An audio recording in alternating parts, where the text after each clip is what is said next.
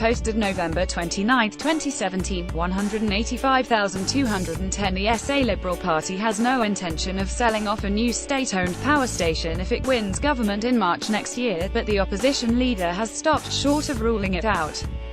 Shadow Attorney General Vicky Chapman yesterday indicated a Liberal government would appoint a private investigator to trawl through the government's early purchase of the generators months out from an election. But she refused to detail whether a Liberal government would seek to sell the generators. Today, opposition leader Stephen Marshall added some clarity to the Liberal position.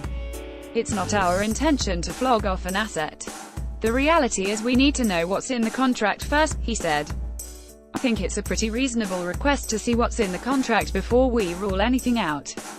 Mr. Marshall's position appears at odds with his energy policy released last month. It opposed the purchase of a government-owned generator to back up the state's supply, instead suggesting a Liberal government would pay privately owned generators to provide the same service. "What we said is we'd have 276 megawatts of standby generation capacity," Mr. Marshall said. "We believe that is best served by the market. If the government has contracted this 276 megawatts to be owned and operated by the government, then we'll need to look at it." Premier Jay Weatherill said the opposition's position was not believable. "The next election is a referendum on privatization of the state-owned power plant," he said. "They won't rule out selling it. We know what their policy says. They want the private sector to run it. That's privatization, and that will be front and center at the next state election." Opposition bemoans lack of clarity over dodgy diesel deal. Government is refusing to provide detail about how much the purchase of the power plant will cost taxpayers, citing a commercial in confidence arrangement with the seller April Energy. Mr. Weatherill will only confirm the cost of the turbine generators would be met within the overall budget of the government's energy plan. "It's within the $550 million budget," he said. "If you are a serious government that wants to do business with serious private sector interests and you wanted to preserve the integrity of those relationships, then you honor your agreements." Previous evidence to parliamentary committees has indicated the government paid more than $100 million to lease the turbines for the next 2 summers. The price to permanently purchase the generators is expected to run to more than $250 million.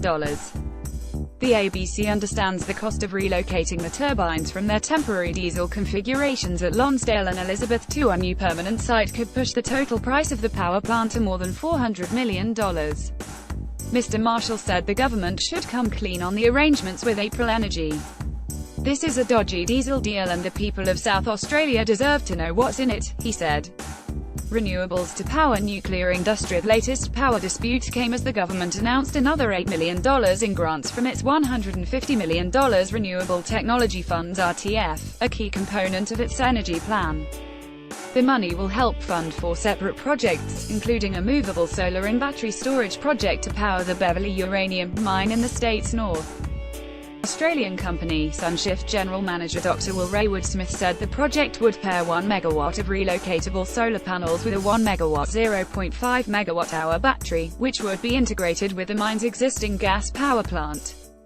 "Our modular energy storage and solar power stations can be easily moved from one user to the next," he said. "And that's a game-changer for the portion of the market that needs to contract their power on short contract durations, such as mining and construction." Other projects to receive funding include a solar and battery project at a major distribution centre in Adelaide's north, a hydrogen production and fuel cell facility at UNIS's Mawson Lakes campus, and a thermal storage project at the Glenelg wastewater treatment plant to store energy generated from the combustion of biogas at the site. Premier Weatherill said the government was still considering dozens of other applications from international companies to the RTF. "These proposals represent the future," he said. "Cutting-edge renewable energy technologies creating cleaner, cheaper and more affordable power." But Mr. Marshall said the government's promises on electricity could not be trusted. "The reality is South Australians continue to have the highest price energy in the country. No Labour lie is going to change that."